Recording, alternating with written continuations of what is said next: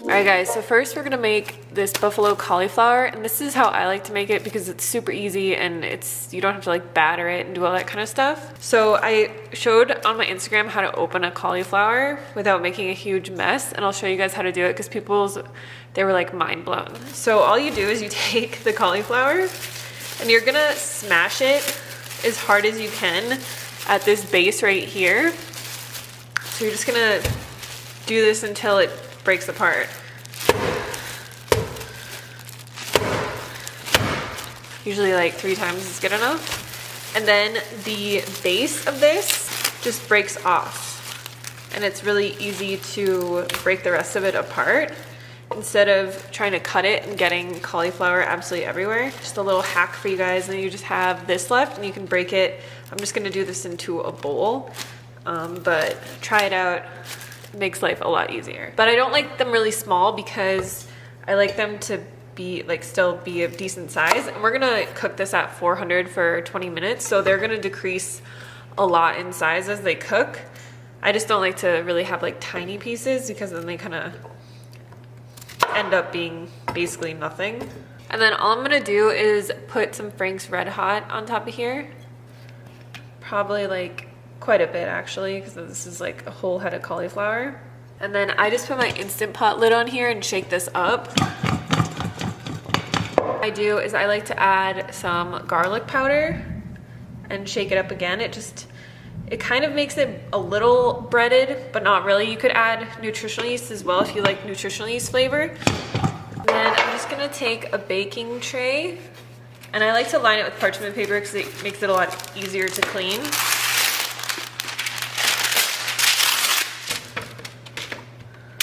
And then at the bottom you'll have like a bit of the sauce left, so I just like to kind of get them close together, and then I'll just kind of get some of the extra sauce on here.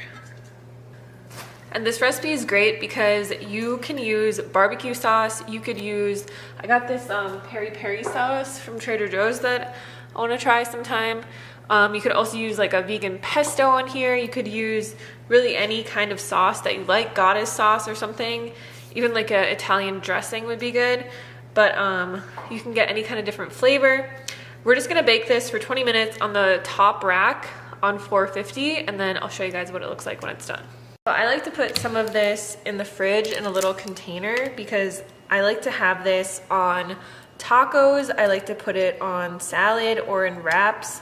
You can chop it up a little bit smaller and have a yummy sauce with it, like a ranch or something. You can have it with rice and all different kinds of things. But I also just like to eat this by itself. And when I do that, I'll just put some on a plate. And I'll just use a little cashew sour cream or vegan ranch as like a dip. And then I just like to put green onions on top. And this is just a really delicious side dish, or like I said, you can use it for so many different things. So definitely try making it. If you don't like making the like breaded one, that takes forever and it's really messy, I highly suggest this one. It's my favorite way to make it.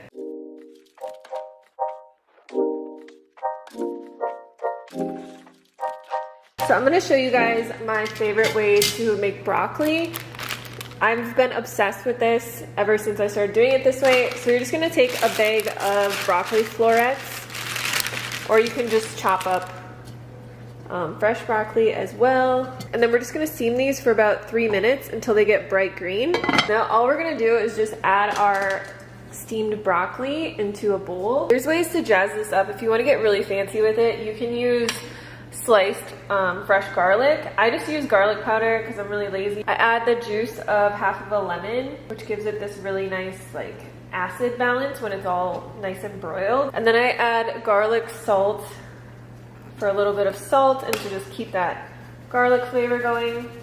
And then I add some red chili flakes as well. So all you're gonna do is just toss this really well to get all the pieces kind of coated in the seasoning. And steaming it first makes it so that this doesn't really like dry out. I feel like whenever I've tried to roast broccoli in the past without oil, it's just gotten really dry and like burnt. So this keeps the inside really tender and moist, and then the outside gets like nice and crunchy. So when you put it on a non-stick baking sheet, just put them really close together. And then I'm just gonna bake this on 450 until it's really just as browned as I want it. I do it on the top rack, so usually I'll do it for about, I do 10 minutes and then I'll check it. All right, so when it's done, it's going to look like this, nice and browned. And I swear, you guys, when you make this broccoli, your family is gonna be like, why? How does the house smell so good? It just makes the whole house smell amazing. It just smells like this garlicky deliciousness. And you can make a lot of this at one time. I really like to have this on mashed potatoes, or with mashed potatoes, or like with fries. This is one of my favorite side dishes to make. Make this, you guys, you will love it. You will be obsessed with broccoli, especially if you don't really like steamed broccoli. You can also do this with cauliflower. I like to do it and use like curry powder and the curry spices on cauliflower. So amazing. I hope you guys try it. So for this next dish, I had this at a restaurant once and it was delicious. They actually used a little bit of eggplant, which you can do as well if you want that.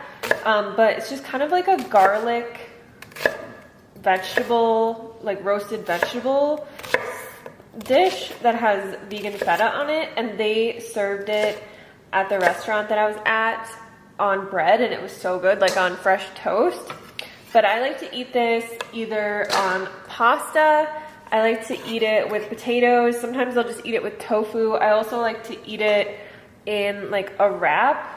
Is really good. So we're just gonna chop up all these veggies. You can kind of use whatever you like, but I have just a small onion here, and then I'm gonna chop up the rest of these mushrooms.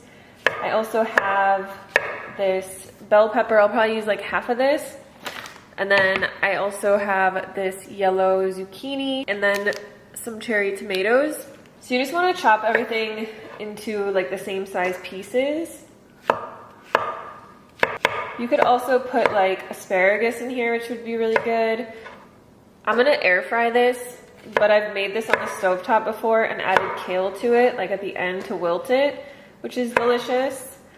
So just kind of be creative with it. I feel like I'm always telling you guys, just like use what you have, be creative with your food. That's how you get better at cooking, and that's how you learn what you like. So I'm just gonna continue chopping up all these veggies, and then I'll show you guys the next step when I get to it. All right, so I'm just gonna add some garlic salt to this.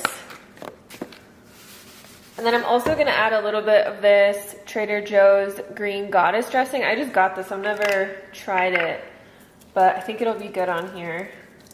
And then we're just gonna pop this in the air fryer on 400 for like 10 minutes or so. All right, so once this is done, I just like to put it in a big bowl.